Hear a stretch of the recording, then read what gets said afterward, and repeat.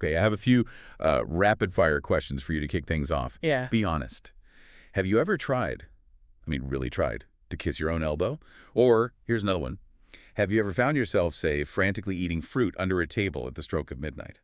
I can safely say no to the fruit, though I've definitely seen the videos of that online. As for the elbow, I think everyone has tried that at least once. In private, usually it just results in a strained shoulder and zero success. Fair enough. Or maybe, just maybe, you felt the urge to count exactly 50 white horses before you go to sleep. Right, and if you answered yes to any of those, you're either extremely eccentric or, and this is what we're digging into today, you are deeply invested in the global and often pretty irrational search for romance.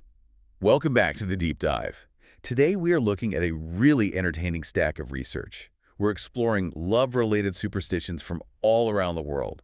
And let me tell you, when you look at the anthropology of love, logic it completely leaves the building. It really does. What we have here is a collection of articles, some historical notes, and cultural studies that detail the absolute lengths people will go to across so many different cultures and centuries, all to find or attract, or even just, dream about a soulmate. It's like a mission, isn't it? The mission for today is to explore this weird, wonderful human behavior. Because love makes us do some irrational things. But looking at this list, some of these are wild. They are, but what I appreciate about this specific stack of sources is that it doesn't just, point and laugh. It actually offers a fascinating look at why we do this. It's all about how humans try to control the uncontrollable. Romance is unpredictable. It's scary. So different cultures have invented these very specific mechanisms, almost like algorithms for luck, to try and wrestle some certainty out of all that chaos. Algorithms involving grapes and brooms and body parts. I love it. Okay, let's unpack this.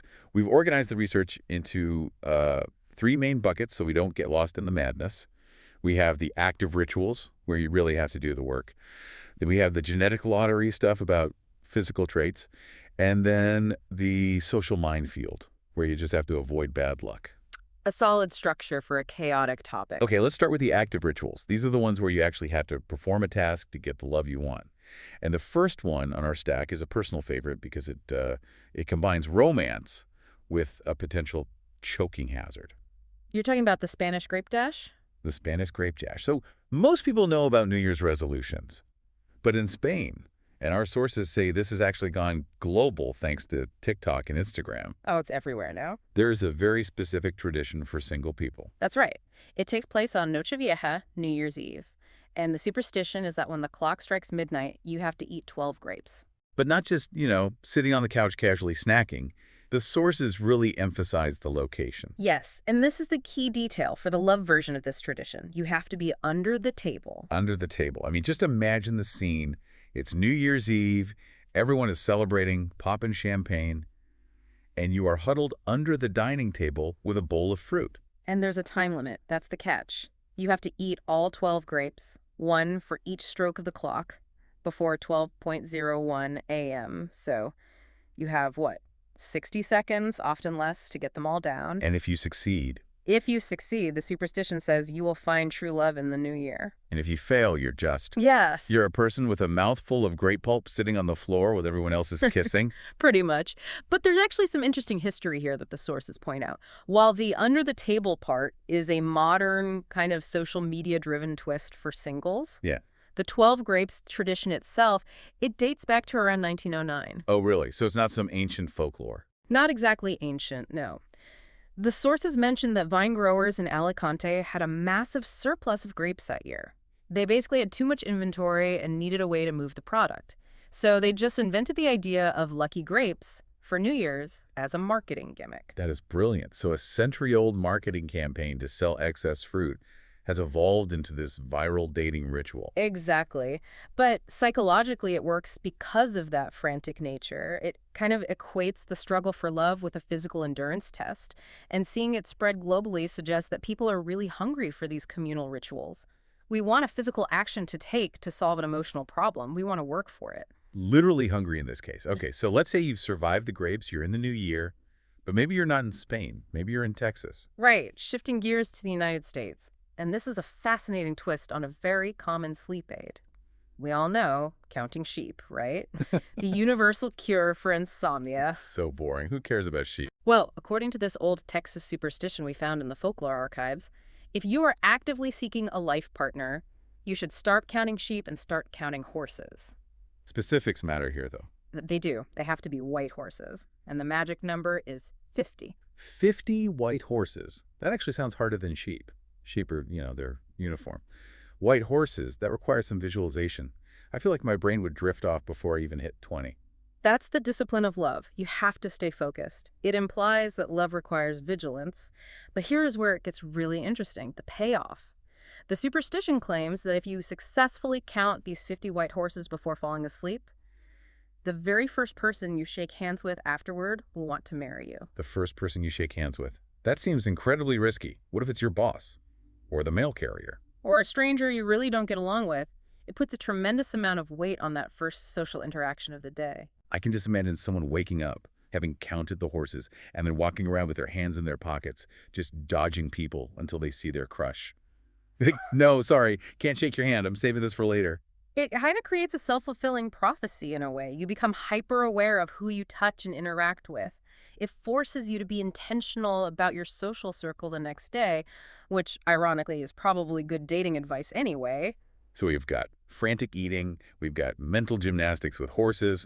Let's go to Old England. This one feels a bit more, witchy, a bit more folkloric. Yes, this is an old custom centered around St. Valentine's Day. It's designed to help you dream of your future spouse. And it involves bay leaves. Bay leaves, usually reserved for soups and stews, right? To add that savory flavor. Exactly. But in this ritual, you're not cooking. You're pinning them to your pillow. And again, like the horses, the instructions are very precise. You can't just throw a handful of leaves on the bed. Right, the source was very specific. 5 leaves total. 5 leaves, you pin 1 on each corner of the pillow and 1 right in the center. So you're essentially sleeping on a salad.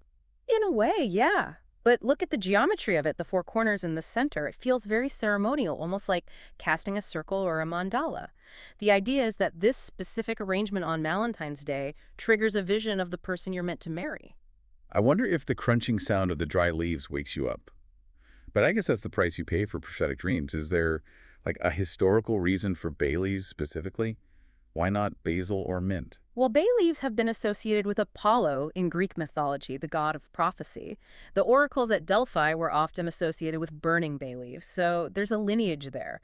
You're basically asking for a prophetic vision, a divine glimpse into the timeline. It connects to that universal desire to just know. We spend so much time guessing, is this the one? These rituals, counting horses, pinning leaves, they promise a shortcut, like a peek at the answer key. Exactly. It addresses the anxiety of the unknown. We hate uncertainty, especially in love. Speaking of peeking at the answer key, this next one from Germany gave me actual chills. It's less rom-com and a little more gothic horror. I know which one you're talking about, the Christmas Eve mystery. Yes. So in Germany, Christmas Eve isn't just about gifts and cozy fires. No. For the single and superstitious, there is a ritual where you stand in the open doorway of your house. You reach your hand backward out into the dark. And you're supposed to feel the hair of your loved one. That's the belief. You reach back and your fingers brush against hair. That is terrifying. If I reached back into the dark and felt hair, I wouldn't think true love. I'd think burglar or ghost. It is remarkably sensory, almost ghostly, like you said. But anthropologically, think about the setting. You are standing in a doorway. A transition point. Exactly. We call this a liminal space. You are between the safety of the home and the unknown of the outside world. That is a perfect metaphor for the transition from being single to being in a relationship. It's scary. It involves reaching out into the void and hoping someone is there. That's deep. And also very spooky. I think I'm staying inside with my bay leaves. Thank you very much. Probably safer. But it shows how different cultures view the search for love. Some see it as a game, like the grapes, some as a dream, like the leaves, and some as a frightening venture into the dark. So those are the rituals where you have to do something. You have to eat, count, pin, or reach. But our sources also highlight a whole category of love, luck, that you have absolutely no control over. This is the born with it category. Right, physical traits and genetic luck. This is where the superstitions get a little unfair, honestly. It moves from effort to destiny. Totally unfair. Yeah. Let's talk about the elbow test. This comes from the USA. The elbow test. Now, for anyone listening, unless you are driving, try this right now. Try to kiss your own elbow. I'm doing it. I look ridiculous. Yeah. And I can't get anywhere near it. My arm just doesn't bend that way. And that is the reality for most people. It is a physical impossibility for the majority of the population due to, the length of the upper arm bone versus the flexibility of the shoulder socket. But if you are one of the rare few who can do it, If you are the chosen one. the superstition says it's not just a weird party trick. It signifies that you can get any partner you wish. The source said, and I'm quoting this, "One elbow kiss equals a lifetime of happiness." A lifetime. That is such a high return on investment for such a silly action. It is. And what's fascinating here is that, unlike the grapes or the horses, you can't practice. You can't really get better at kissing your elbow unless you dislocate something, which I don't recommend. It's purely genetic flexibility. It's predetermined. You're either born lucky in love or you're born with normal stiff arms like the rest of us. Exactly. It frames love as a destiny written right in your anatomy. It's kind of a modern playground form of physiognomy, that old pseudoscience of judging character or future by physical features. Speaking of anatomy and judging character, let's jump over to Korea. This one is about beauty marks. And this is really interesting because it shows how these superstitions can shift over time. Yes, this is a great example of cultural evolution. So traditionally in Korean physiognomy-based reading, having a beauty mark or mole near your mouth was significant. But not necessarily in a good way, right? Well, it's a bit of a double-edged sword. On one hand, people with a mark near the mouth are seen as very persuasive, charming, talkative, but the superstition also warns that they are likely to be unfaithful partners. So it's the player mark. Essentially, it indicates a lack of virtue or loyalty. Unfaithful is the specific word used in the texts. It suggests a person who uses their mouth, their charm, to deceive. But here's where it gets really interesting, the modern twist. Right. You'd think if there's a superstition that says, this mark means I'm a cheater, people would try to hide it with concealer or get it removed. But the expert notes highlight that young people in Korea are now drawing these marks on. You're drawing them on. For aesthetic appeal, they're completely disregarding the old warning about infidelity and just embracing the look. There is such a power move. It's like, I don't care if grandma thinks this means I'm unfaithful, it looks cute. It really questions the power of the superstition itself. Is the fear of infidelity less powerful than the desire for beauty? Or has the superstition just, lost its teeth? It's a fascinating shift, almost like reclaiming a scarlet letter and turning it into a beauty trend. I love that. It's like reclaiming the bad luck. Okay, moving on. We've done work for it. We've done born with it. Now we have to talk about the rules, the don't mess it up category. Because apparently social interactions are a minefield of potential romantic disasters. Oh, absolutely. And nowhere are the stakes higher than with the household broom in Mexico. The Mexican broom. I've heard variations of this in other cultures too, but the source lays it out pretty clearly for Mexico. It does. The core belief is this.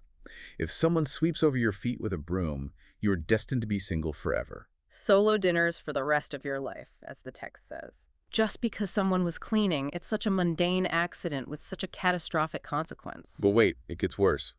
The source mentioned an escalation. Yes, in some households, the superstition evolved.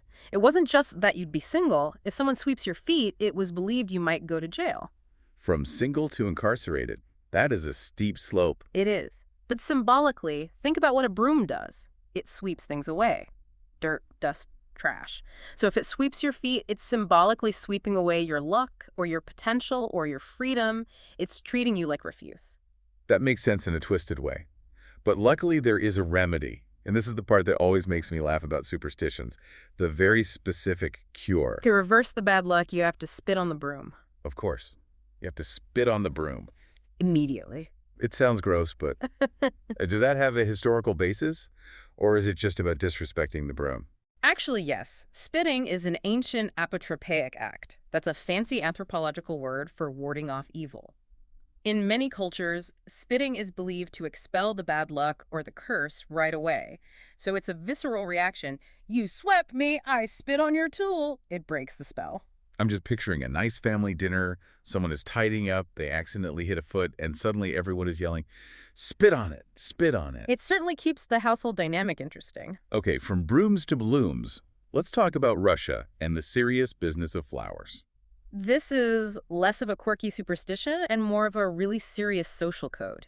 If you are dating in Russia or giving a gift to a Russian partner, you need to know math. Specifically, evens and odds. Correct. You must never, ever give an even number of flowers to a partner. Because even numbers are 4. Fumerals. Even-numbered bouquets, 2, 4, 6, are strictly reserved for mourning. So if you show up to a date with 12 roses, which is a classic romantic gesture in the US or UK and Russia, that is a morbid mistake. Wow, so you're basically saying, I'm mourning our relationship, or here is a symbol of death. Exactly. Odd numbers represent affection and life. Even numbers represent the end of life, completion, closure. The circle is closed. And there was a color warning too, right? Yes, the source mentions to be cautious about yellow flowers. While in some places yellow means friendship in Russian flower language, they are often associated with infidelity, separation, or even a funeral. So, odd numbers, and maybe steer clear of yellow if you want to be safe. Good to know. Don't be the guy who brings 12 yellow roses. You're basically breaking up with them and burying them at the same time. A total disaster. And this is a good reminder for our listeners. Superstition isn't just about magic, it's about cultural literacy. Making that mistake isn't unlucky because of ghosts. It's unlucky because you've offended your partner's cultural norms. You've failed to learn their language. That's a great point. Yeah. Let's finish this tour with a wedding tradition. We're going to Egypt, and this involves pinching. The Egyptian pinch. This takes place at weddings. Okay, walk us through it. The tradition is that female guests will pinch the bride's knees. The knees, specifically. The knees, and the logic here is delightful. It's tied to a saying, I'll pinch your knee to get married the next Friday. The next Friday. That is a very aggressive timeline. It is. It's not someday. It's next week. So what's the mechanism here? Why pinching?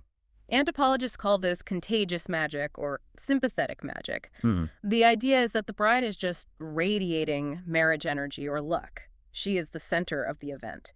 By making physical contact, by pinching, you are siphoning off a little bit of that luck for yourself. You're conducting a luck transfer. It sounds a little painful for the bride, to be honest. 100 guests pinching your knees. It might be. But if it means all your friends get married next Friday, maybe it's worth the bruising. It reinforces that community bond. Right. We are all in this together, sharing the luck. So we've looked at this whole stack. We've got herbs and shoes, which was mentioned in our intro notes, lemon peels on headboards, pinching knees, spitting on brooms. When you step back and look at this as an expert, what do you see? Is there some unified theory here? You know, if we connect this to the bigger picture, whether you are rubbing a lemon peel on your headboard or wearing your pajamas inside out, the common thread is hope combined with agency. Agency. Yes. Finding the one is a source of massive anxiety. It involves what psychologists call a locus of control problem. We feel like we have no control over who likes us or when we meet them. It feels random. These rituals, they range from the simple to a completely illogical, but they shift the locus of control back to us. They make us feel like we're doing something. Exactly. If I eat these grapes, I have a plan. If I pin these leaves, I'm taking action. It turns the passive waiting for love into an active ritual. It lowers cortisol. It gives us a sense of purpose. It tells the brain, I am working on the problem. And even though logic tells us, hey, kissing your elbow has nothing to do with your romantic future, the motivation is just. It's universally human. We just want connection. We do, and we're willing to look a little silly to find it. I love that. Well, that brings us to the end of our deep dive into the weird world of love and luck. But before we go, I want to leave you with a thought to mull over. We talked about the Korean beauty mark, how a symbol of bad luck became a fashion statement. Right, the unfaithful mark becoming cool. Think about our current beliefs about love. The red flags or the absolute rules we follow today about, I don't know, texting times or app etiquette or who pays for dinner. If a superstition about infidelity can be transformed into an aesthetic trend, which of our modern serious relationship beliefs might just be considered a retro fashion statement or completely obsolete in the next generation? That is a provocative thought. Maybe in 50 years, people will be ironically using dating apps just for the vintage aesthetic or laughing at the idea of ghosting. Who knows? Culture moves fast. Well, thank you for listening. And remember, watch where you step when someone is sweeping. Seriously, don't risk it. See you next time.